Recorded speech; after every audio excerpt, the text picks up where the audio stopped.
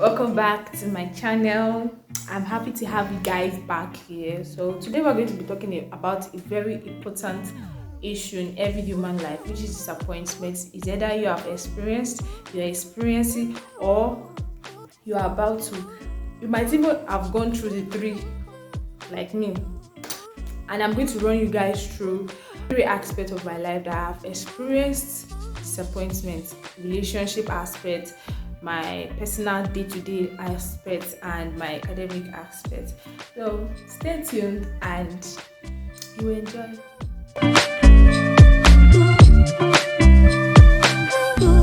Disappointment is when you have an high expectation for something or somebody and the person or the thing messes up and you just feel sad and you start blaming and start questioning your decision at that point in time. That is disappointment, and the biggest disappointment I've ever experienced in this life is ASUU strike. I am in pain.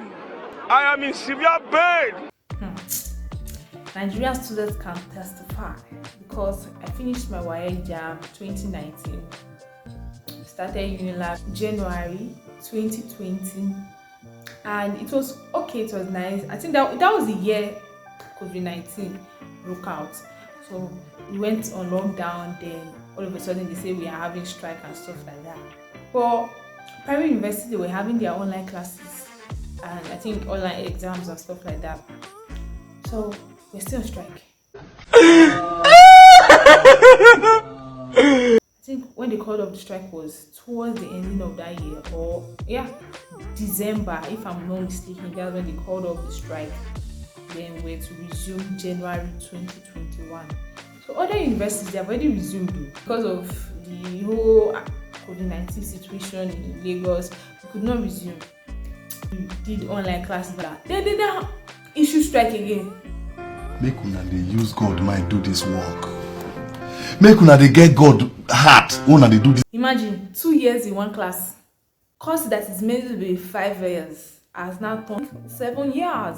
2 years in year one, another extra 2 years in year two. That is like 4 years now, and I'm still in year two. We are still even on strike, and I don't know whether they're going to call off the strike anytime soon, because I heard that they are going to call off the strike August. That is if federal government moves into action, which I'm not seeing any action at. But that is actually my biggest disappointment, and that's the only time I felt disappointed was year 2021.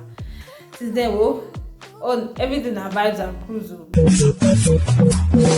Because me, this life I don't come to summer. I can't stress myself over rubbish because I'm getting disappointed. You're crying every time you're hearing ASUU issue strike. Well, now your cup of tea.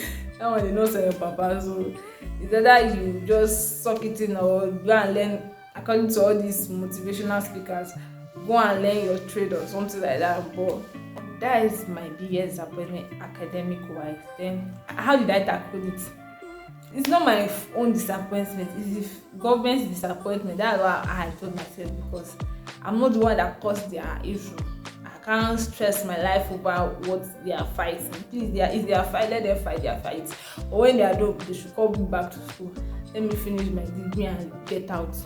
So that's how I dealt with I just said, why are you crying? Like, what is the point of these tears? It's not going to make them to call off the strike. So why stress yourself over rubbish? That is how I got through my own disappointment. It's this saying that it's okay to be sad, it's okay to sink into your sadness, but don't drown in your sadness. Find something doing. Instead of you to be asking government, why are they still on strike? Why can't I go to private university? If I go to private university, don't you think I'll go?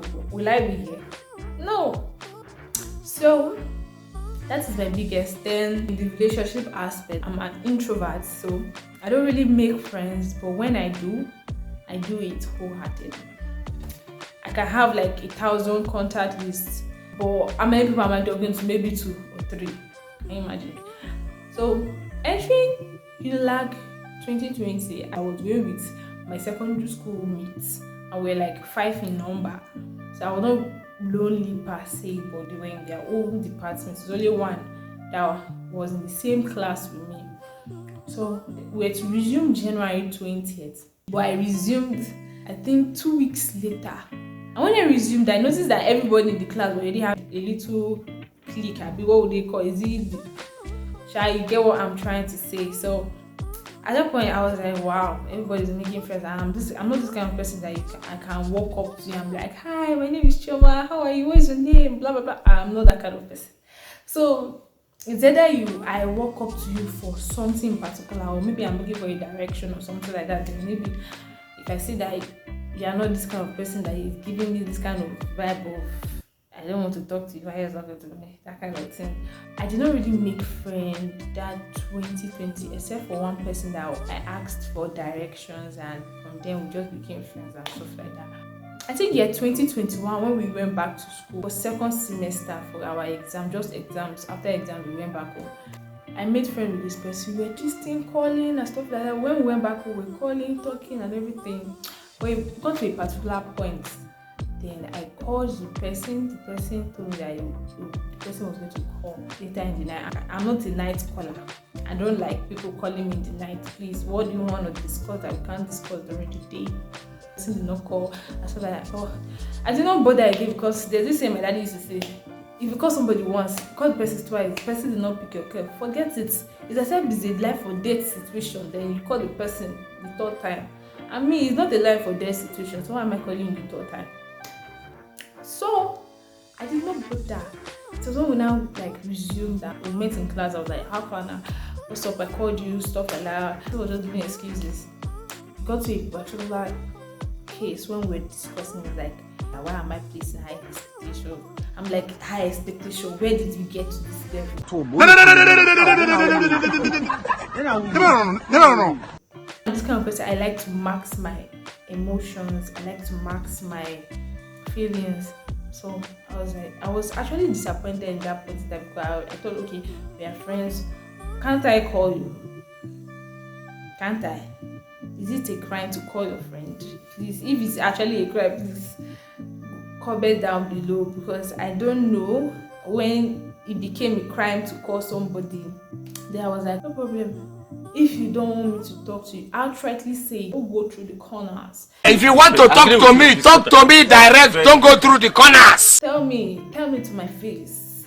So that was my disappointment. But that is the only disappointment I can actually remember vividly, because it just happened recently. So I was sad and down a little for some weeks, because I hadn't made friends, and when I make friends, I go all in to that friendship. So it was actually draining and stuff like that. But I was like, what is meant to be is meant to be. If it's not meant to be, then it's not meant to be. I can't stress myself over.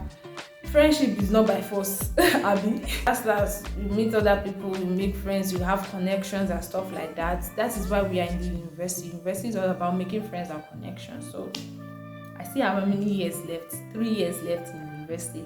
So that was it. Then my day-to-day life, I've faced disappointments. 2020, yes. My daddy did me a pre-phone.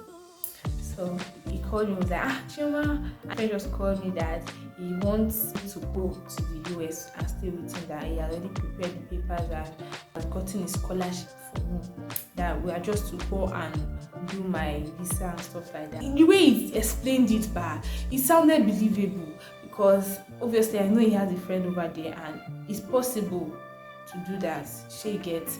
So I believed. See me happy. I told my siblings, everybody was happy, not knowing that it still was April Fool. When he told me it was April Fool, 6 years, I was sad, because one, we're still on strike, and I was looking for ways, because I was applying to universities, I was getting admissions but no scholarship, and who has that kind of money to be paying millions to be paying for university? And I heard that somebody just got scholarship for me in the US. Is that not something for well, I cried though. That was not funny. It was not funny. And everybody was laughing around me, but I was so pained because we are on strike. But what can I do? Suck it up and just face life, face reality. But at last he apologized and it was all good and stuff. But how did I deal with that one? I was like, well, if it's meant to be, If it's meant to be, it's going to be, because well, this life I can't kill myself. I can't in this life I can't kill myself. True. But that's it. That's it.